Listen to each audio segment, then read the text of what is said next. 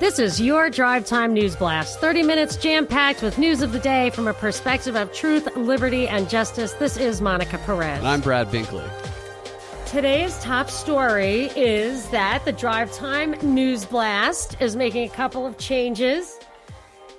First of all, we have great news, which is we are going to offer a subscription so that for $5 a month, you can get 15 extra minutes of the Drive Time News Blast every single day. So normally it's 30 minutes. You get another 15 minutes of news of the day up to the minute as usual.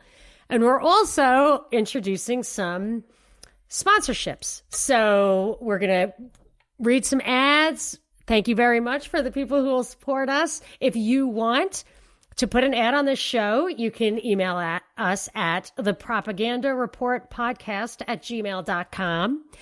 And we're doing it we've wanted to kind of expand the offerings, but also since the mainstream media will not carry this material, we have no other source of income. And since we all have to work from home, believe it or not, that can cause some increased expenses, especially for a mom like me who has a son who needs one-on-one supervision for online schooling, which he insists is just for regular kids and is adamant that it does not apply to him. So they've got some behavior issues, too, here in the Perez household.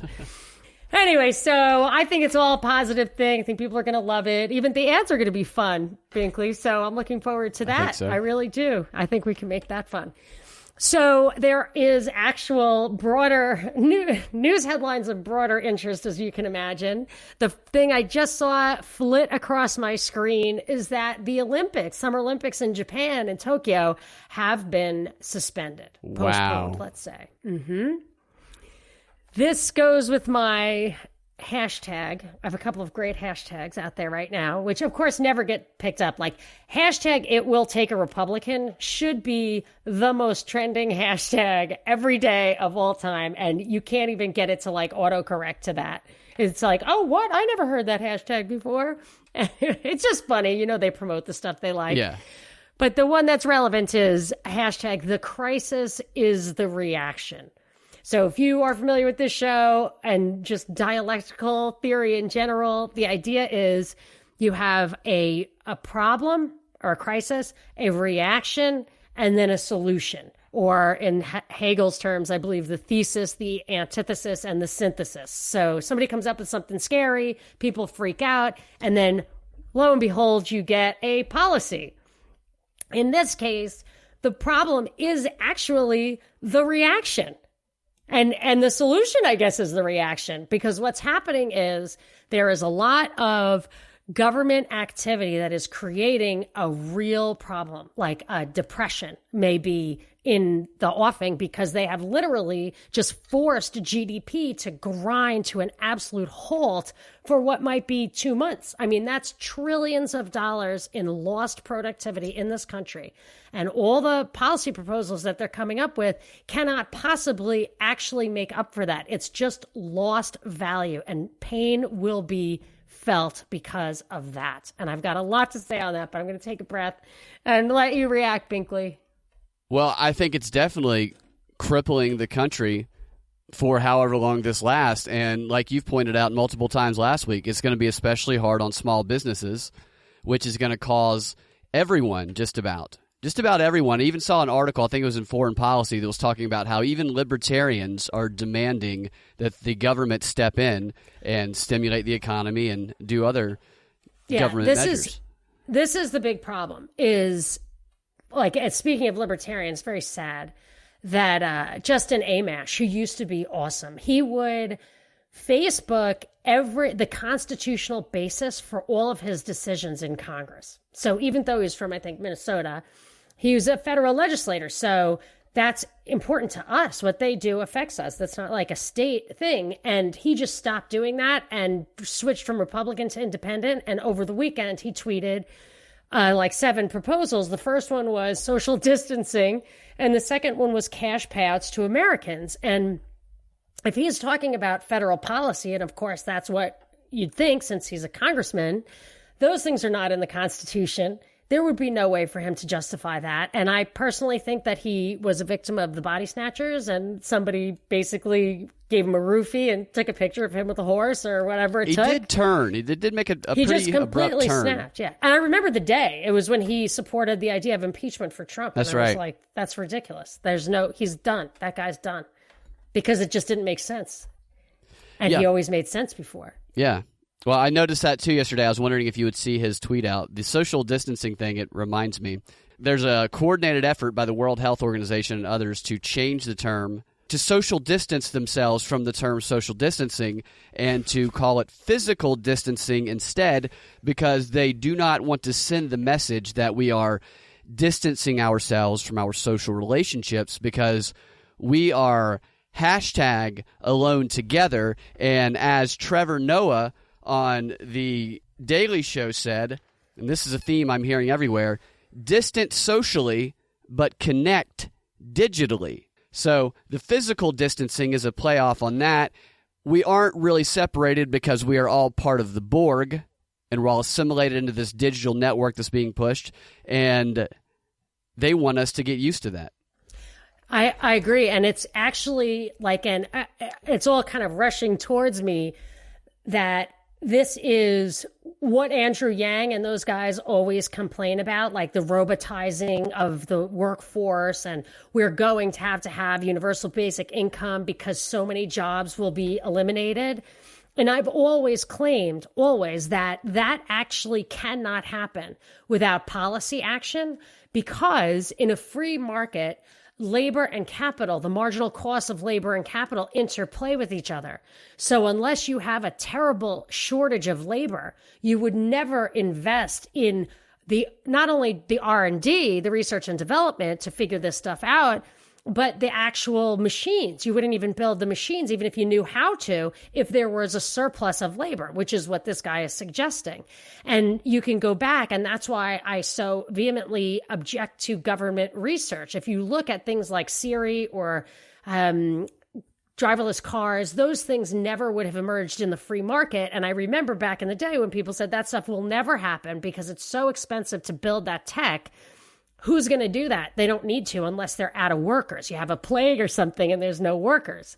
And this is a virtual plague. It's really, whether there's a bug or not, whether it really kills people extra or not, I've got some stats on that. But finally, it is what Pompeo said it was. It's a test. It's a test. It's an experiment. It's a drill. Whatever the underlying factor is, this is a crisis that is not going to waste. And they're not only testing what we will do and what we can do, but they are converting a lot of jobs permanently. And there is one, I don't want to forget. So you say what you have to say, and then I'll go back to an example in today's paper. Yeah, they're stress testing a lot of things right now and implementing a lot of things, specifically the 5G network. Testing the infrastructure, how well it holds up, evidence of that out of the mouth of the chief content officer of AT&T, who was on with Brian Stelter this weekend, boasting about how great the network is, how we're at war, and we have better networks than everybody in the world. And speaking of the making things virtual and taking the jobs, in China, they implemented an entire hospital that has only a robot staff. And the robot staff, this is called a smart field hospital. They do basic screening tests, the robots do. They take temperatures, they take heart rate and blood and oxygen levels, and the patients will wear smart bracelets so they can track their vitals, while robots will tend to them, bringing them food and water as well as medicine. Some of the robots even put on a little dance to keep the patients entertained. And one thing they were testing is they tested and successfully demonstrated that a robot can come in and swab the patient's throat. Can you imagine that, a robot doing these coronavirus tests on you? Yeah, and I think what's happening is they're using this opportunity to kind of just level up digitally and make all those replacements. They're getting people on UBI. I think a big thing that they've been trying to get rid of for the longest time, it's just the weirdest thing to me, is waitresses who, real like blue collar work that you can support, a single mom can support the kids with. I saw an article today in the Wall Street Journal, this is what I was talking about earlier, that the loss of jobs on the trading floor was a trend long in the making before coronavirus hit. And I realized that these companies are going to take this opportunity to transform their workforces in a way that would have been politically impossible before. And it makes me see in real time what might be an parallel to what I had suspected, if not read about, with when the unions, the U.S. used to have the most ports in the world, like the most active ports in the world. And then the unions, the stevedore unions, the guys who unloaded the ships, negotiated themselves out of jobs, and the ships not only moved away from the U.S., but the ports that were here just for imports converted to containers so that you could just take a crane and take the whole thing off, maybe put it right on a train, right on a truck, and it eliminated the job completely. And I'd wondered if the job had been eliminated already, and if the union bosses tricked the union workers into agreeing to these salaries that was going to bankrupt their companies. You know what I'm saying? So like, this is a way for, I mean, it's not exactly parallel, but it's the idea that you take a technological advancement that has wiped out a workforce, and it's just politically impossible to wipe out the workforce without backlash. But here you can do it across industries at once and implement that UBI, which gets me to the libertarian thing. Libertarians asking for that. It's very difficult. This is why I say libertarians die by the sword, but they cannot live by it. You can't live by it and still hold your principles, because this is not a free society. They have literally outlawed commerce. They've outlawed commerce. You cannot make the decision whether you want to take a chance with this, if you want to do your own research, evaluate the risk yourself, take care of your own health so that you're super strong and can withstand the common cold. You absolutely have to take this, or they are threatening to use force against you. So what do? Then they're going to give you the money. I just don't know how. It's like we're prisoners. If they arrest you against your will and they offer you food, are you going to say, like, I'm not eating your food because I didn't work, I didn't grow it? I mean, I'm not even giving you an answer. I'm just saying, it's an impossible It forces quandary. people into a difficult situation, and they are going to start enforcing the thing. Yeah. I've seen multiple headlines, especially out of New Jersey, where the governor has said that he's tired of people not following the social distancing or the shut-in law, and he's going to start enforcing it. So we're going to start to see, potentially, police resources shift away from actual criminal activity as we know it. It's going to be ignored for the most part. Yeah, the health pre-criminals, they're going to be attacking, and it's going to be the military too. The feds are deploying the military, and states are deploying the National Guard, and they're state guards. And that's what Cuomo wants to do all across the board. Cuomo did this. He does these press conferences every day too. Usually does them before the Trump press conference. I think today he might have did it after. But he did this like hour-long talk on Saturday, I think, or maybe it was Sunday, but where he laid out why we need the Defense Production Act to be implemented right now, which means the feds come in and essentially they force businesses to make products, to make masks, to make gowns, even though a bunch of businesses have agreed to do that anyway. He's saying that if he had that power in New York City, he would implement that right now, and he thinks the president needs to do that. The funny thing about Cuomo is people are hailing him as like, even as being like really presidential, because he's so jackbooted. Right. It's like, this is the Democrat hero, it's the true colors.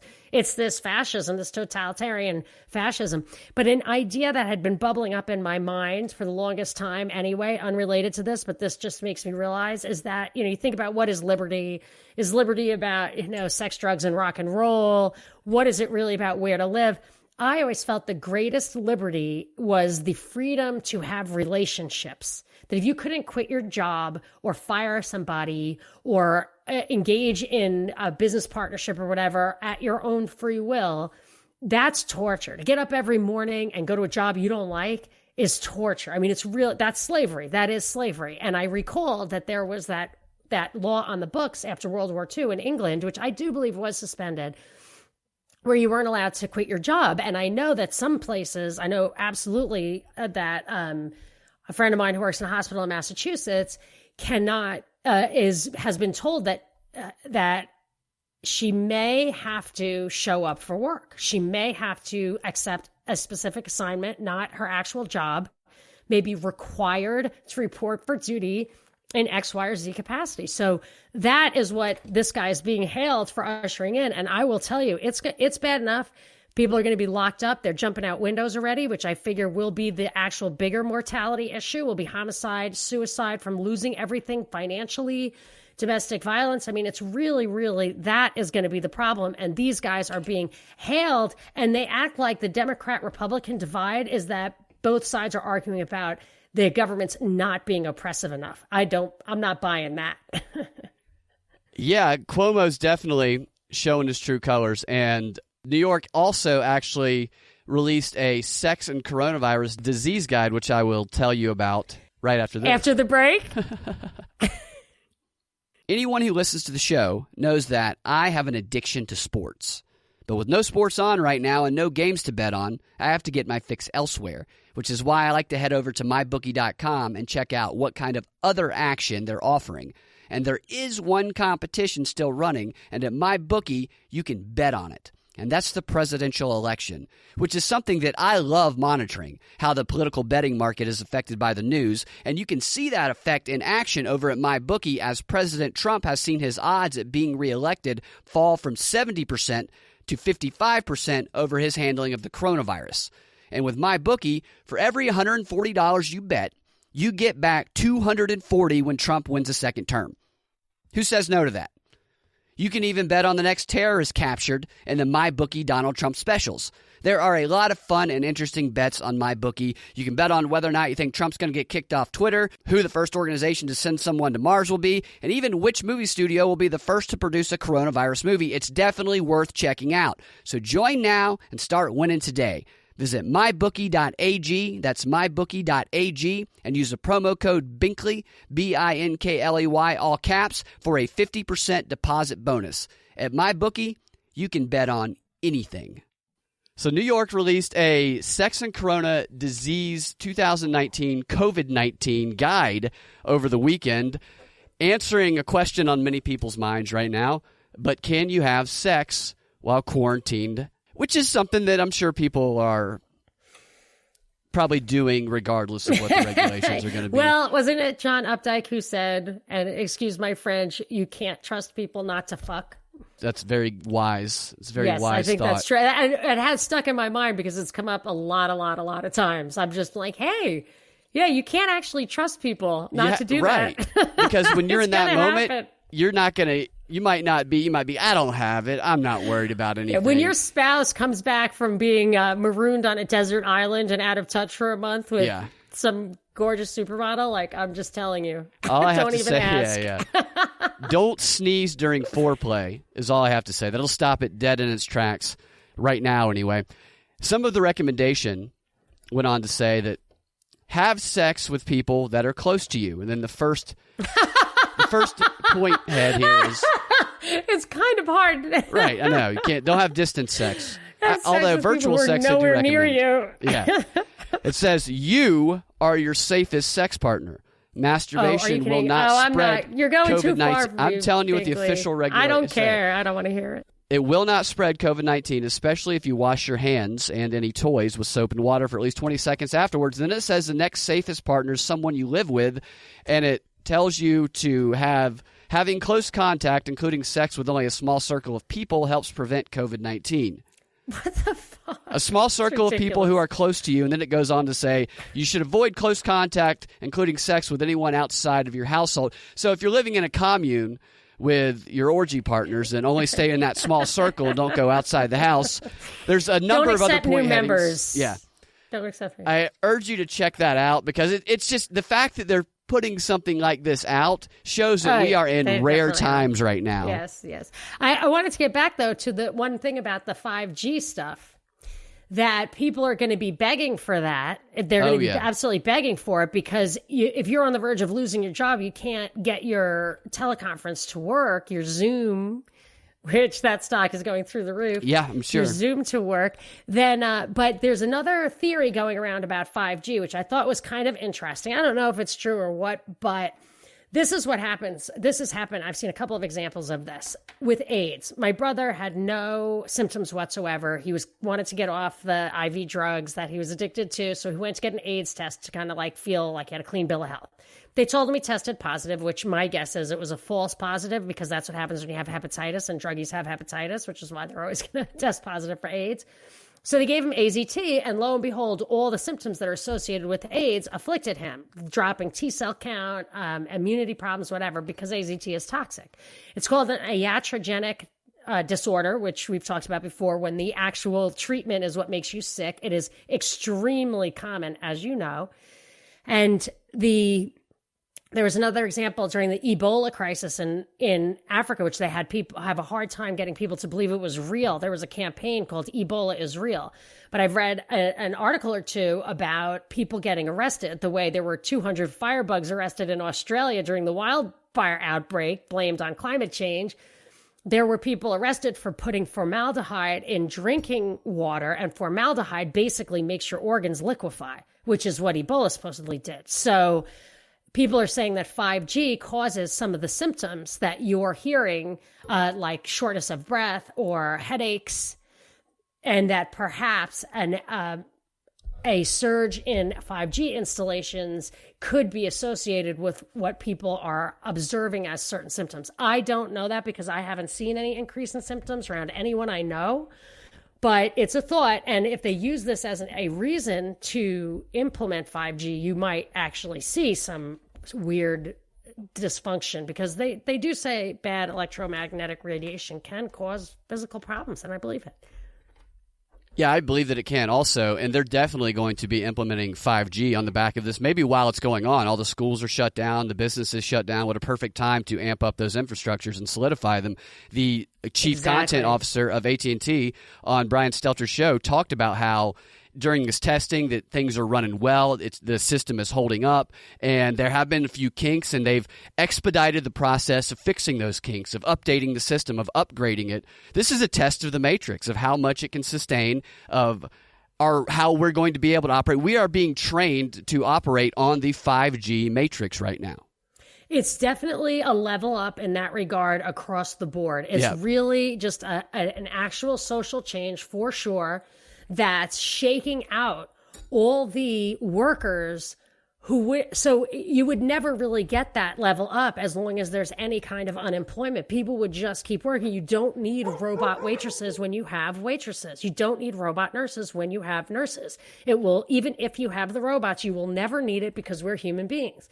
And this is I just ordered Jacques Ellul, who you may remember from Propaganda, which you sent me. I just read his book, The Technological Society, from the 60s. And this is a function of the technological society. It runs society. Society does not run it. And furthermore, you actually need to adapt human beings to it by giving them like Prozac for the stress, eyeglasses, genetic CRISPR, whatever, genetic modifications. Like this is happening, and it's happening to us. It is not emerging organically, but it is technology deciding how society evolves. Absolutely. Well, it's not evolving. It's just to that point being shaped. This was from a pundit on CNN. They're doing the head-to-head. Everybody's a YouTuber now when you watch the news because everybody's isolated doing the news from home and stuff. They all look like bad YouTubers. Which is interesting the way they do that. That's so interesting. It really is. It's appealing to a crowd. Because I'll tell you, that's what the WSB people are saying. Like, oh, you're cracking the code on podcasting. Like, they're trying let's stay in touch. I'm like, really? Yeah. Okay.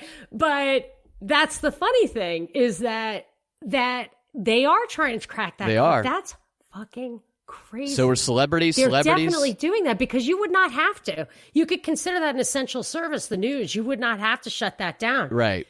They're doing it to model, but they're also doing it to transition so that, like, my mom watches Fox News, my kids watch YouTube. I've said this before. Gen X is the one who's just like, yeah, I'm not looking at either of that. Now they're going to merge it. Right. And they are considering the news an essential function. They're just doing it from home as a model of what everybody should be doing.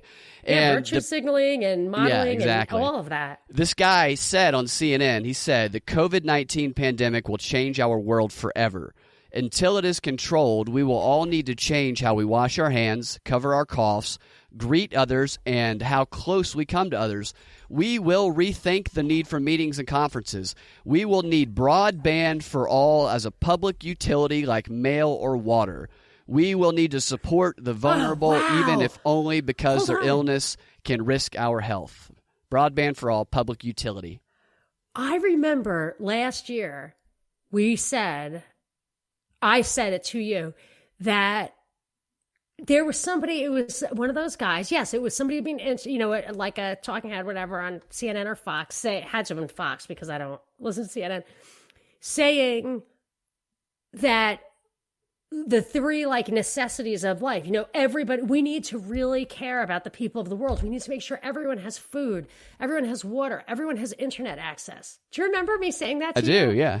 Yeah, and this is now making that essential. You cannot turn it down. It's the mark of the beast, babe. You cannot turn it. That's why they're putting it in the rural areas. I did a show on WSBS. Why are we, either you're there for a reason or you're not, but we don't have to subsidize that. It's not a necessity. Maybe it is, but then pay for it. Yeah, yeah. And that's how you get everybody in the rural areas on, too. You make them force themselves to learn how to work online, and you make everything online. You can't leave the house. You do that for a few months. People eventually have to adapt. They got to adjust, and all of a sudden you have created a population that is now more familiar with living a digital life. It's basically cyborgery, because you really cannot function without it. Strangely enough, the new Star Trek, and this isn't a spoiler, this is just you read the synopsis. I'm not watching it. So. You read the synopsis. The Picard Star Trek, and Picard is in there, the original Picard. The theme involves the Borg. The Borg is a part of the central theme of the new Star Trek. Oh, really? Part of the central theme. Interesting. Yeah. He kind of rubs me the wrong way, so I can't watch it. But I have to say this. So you know what the germ theory is, right? Germ theory is that germs cause diseases. Oh, okay. Yeah. It's a theory. Yeah, I didn't know it was a theory. Not a fact. Isn't that crazy? Yeah. It's a theory. So now I'm wondering, look, my kids got chickenpox vaccines and they did not get the chickenpox, but we have friends who were anti-vaxxers. Don't tell anybody. I don't speak to them anymore. Don't worry. Yeah, don't touch them.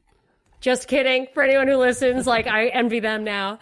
Their kids all got the chicken pox. So now, of course, they themselves got a little booster so the parents won't get shingles, and the kids are never going to get chicken pox for their whole lives. And, but they did get chicken pox. Now, I did not expose my kids to their kids, so I'm not sure if the vaccine actually works or what. But chicken pox appears to be communicable to me. It's a herpes virus. So it's hard for me to believe that germ theory is not real. However, is not correct, at least to some extent. So, bacteria, obviously, and antibiotics work, and antivirals work for cold sores and stuff. It's very limited. Just herpes. Herpes is the one that I do think is real. It's chickenpox, cold sores, stuff like that. But if you really are keeping people apart, perhaps this will blow up the germ theory. Because how is, in my house, people aren't really going anywhere. Everybody's working from home. So there are no outside germs coming in. And if it happens for weeks, let's see what Kemp says at 5 o'clock. We could be in lockdown too. How's it going in your home, with touching, passing germs? Are you hugging your kids? Are you keeping them at a distance? Oh, everyone is so happy that I'm not freaking out. They think I'm crazy. Generally, my kids are teenagers, so they're just oh, you're such a conspiracy theorist. And then I'm I actually but the real conspiracy out there now is that it's biowarfare and all that kind of stuff, which I completely don't buy. But a lot of people's parents are kind of freaking out, and I'm letting kids, come over, and, I'm the only one who's sure, whatever, I don't care. Come on in, go in the back door so nobody talks.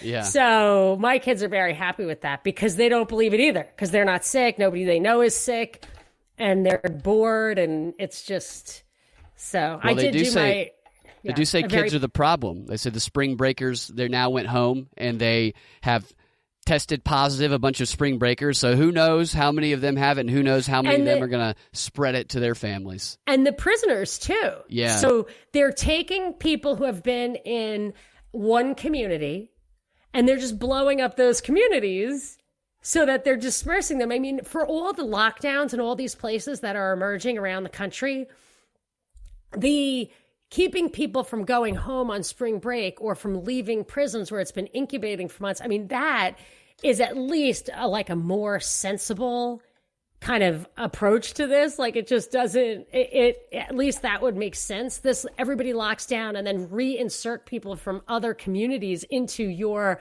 hermetically sealed environment is just absolutely crazy. Yeah, it's crazy. And it gives them a reason to keep that curve going straight up like they're talking about, to prevent the line from flattening.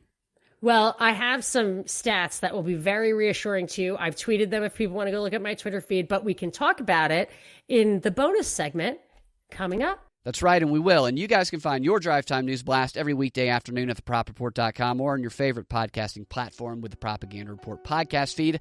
And if you want more Drive Time News Blast, make sure and become a Propaganda Report Patreon, where for $5 a month, you can get an extra 15 minutes of the Drive Time News Blast a day, commercial-free, and other offers that we will be putting up soon. To become a member, go to patreon.com/Propaganda Report or click on the Patreon button in the show notes.